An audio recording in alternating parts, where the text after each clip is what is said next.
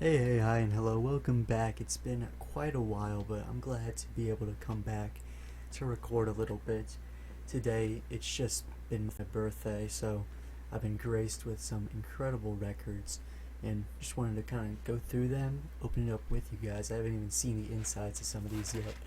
So, starting off with, got Pearl Jam's 10, one of the greatest alternative rock albums of all time, released in 1993, I believe.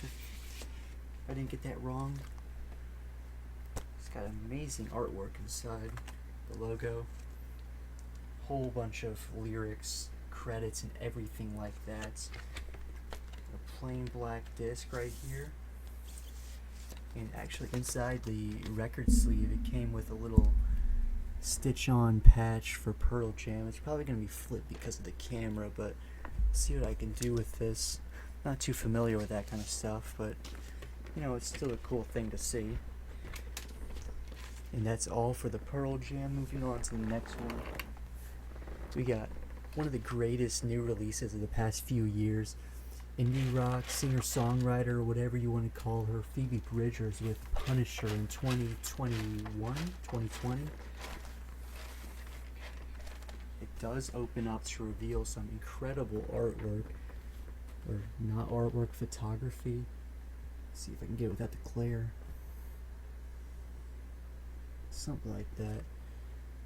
But kind of going along with the album artwork out like in the Rocky, wherever this was taken, with the red and blue distribution there. Just more expansive, more stars. It's very like ethereal almost.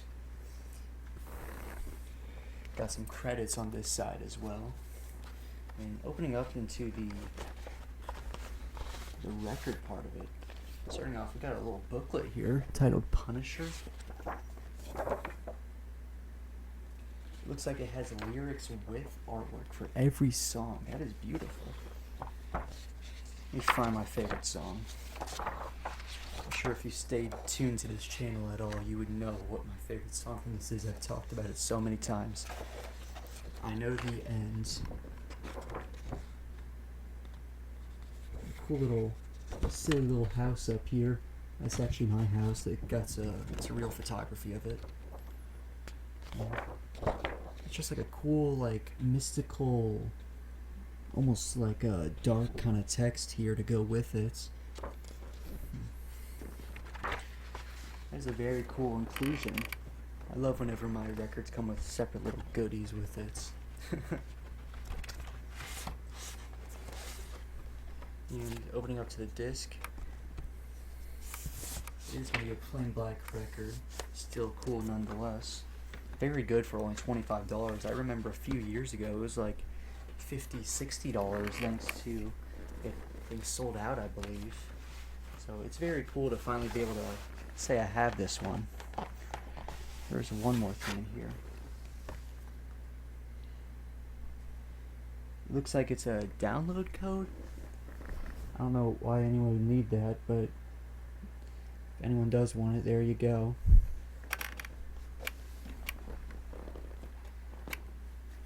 Next up, we have one of the greatest albums of all time, at least in my opinion. Like, turning thrash metal into, like, the highest possible level it could be while not staying thrash metal. Making its own genre called groove metal. Very fitting for the band and what they did with it. It's just as good as metal gets, and it takes the influences from thrash metal and takes it to new heights. That's what I'm trying to say. Got Cowboys from Hell by Pantera. See, that's all of the members on the back there. Phil Anselmo. Right there, we got Dimebag Darrell, the greatest guitarist of all time, at least in my opinion. We have Mr. Rex Brown on bass, and Vinnie Paul on drums. Rest in peace to Vinnie Paul and Dimebag Darrell. Two of the greatest musicians to ever live. Opening it up, we have a single record. This one is actually a beautiful white disc. I don't know if it'll pick up on the camera, but there's little, like, brown etchings into it, making a cool little pattern. It's very beautiful. Speaking of beautiful, Cemetery dates off this album is probably my single favorite song of all time. just the way it totally uplifts you with Phil Anselmo's beautiful, like, Iron Maiden influenced heavy metal vocals, which were definitely, like, helped by his glam metal era, if anyone remembers that. It's back before Pantera, with Glamtera, as well as just the, like, awe-inspiring guitar solo by the end. Dimebag Darrell's a beast. If you haven't heard this album, please listen to it. Another smaller one, we have My Chemical Romance's 3 Cheers for Sweet Revenge, another one of my favorite albums ever. This one, as much as I love the music, I think I love this album even more for its deep and interesting concept. It's like something out of like an old, like, early 1900s book, but instead Gerard Way came up with it all. It's kind of crazy. Like, I had to like do some research to find out if the concept for this existed anywhere. No, he came up with it by himself. You can see the tracks on the back. Don't know if it shows up, but down, right there. Number 6, The Ghost of You. One of my favorite songs ever. Gerard Way's vocals are totally just transcendental. The way he just sings in like a mourning manner. I don't know.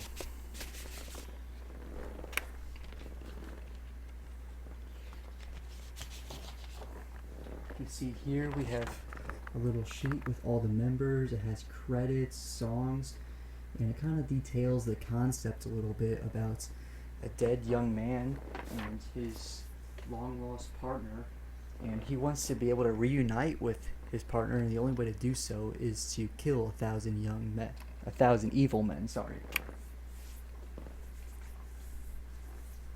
Obviously there's a lot more to that, but I can't go into that. That would take like hours and hours. And finally the last one, and definitely my favorite album of the bunch. You know I saw them in concert. If you look down on the channel a little bit, I've obsessed over them for so long. But Queens of the Stone Age is Like Clockwork. This one was the most expensive one at $35. And you can see here it kind of opens up to some beautiful artwork with the desert kind of thing.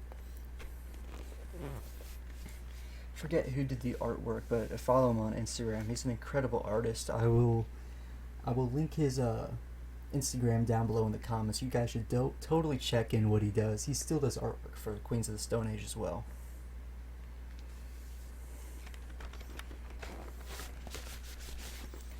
Starting with the first disc, got the Raven on there.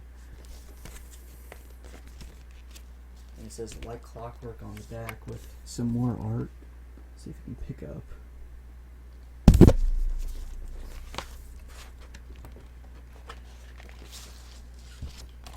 Side A, Keep Your Eyes Peeled, I Sat by the Ocean, The Vampire, Time and Memory. Side B, I Had a Tail, If I Had a Tail, My God is the Sun, and Calopsia. I want to talk about Calopsia for a minute. That is such a stunning, gorgeous song. Just the way Josh Homme sings Why the Long Face. It's such like a dumb lyric, but man, the way he sings it makes it sound like total poetry. If you don't already believe Josh Homme is one of the best vocalists out there, just listen to that song and come back here. And with the other side, the artwork for the music video to I Appear Missing. Again, saying Queens of the Stone Age with Like Clockwork on the back. Let's open this one up. Side C. Got Fairweather Friends and Smooth Sailing. 2 very underrated gems on there. And then finally side D with 2 of the absolute best songs like to ever grace rock and roll. We have I Appear Missing and Like Clockwork.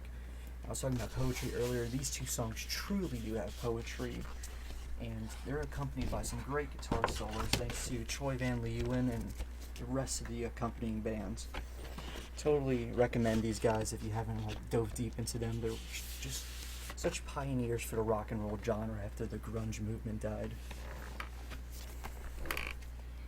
And the back of the album, we have the classic Queens of the Stone Age logo with the slash straight through the Q, as well as all the tracks on there. What a bunch of great finds.